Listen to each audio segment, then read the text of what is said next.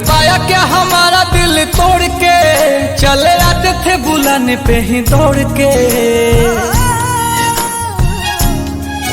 तूने पाया क्या हमारा दिल तोड़ के, चले आते थे बुलाने पे ही दौड़ के।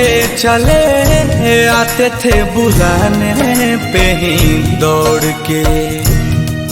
फिर गए मुँह हमसे क्यों मोड़ के, गए मुँह हमसे क्यों मोड़ के।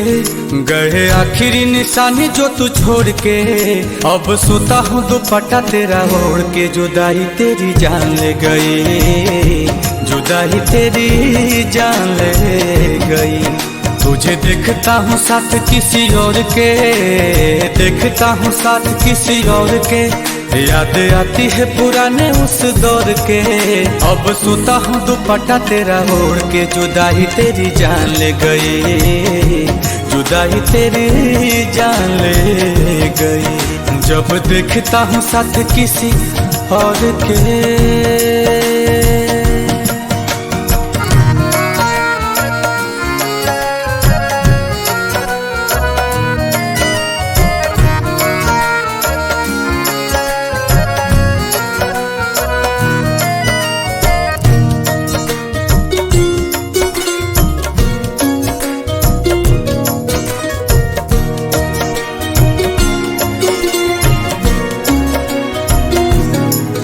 तेरी मेरी पहली वो मुलाकात थी, उस दिन से ही तू मेरे साथ थी।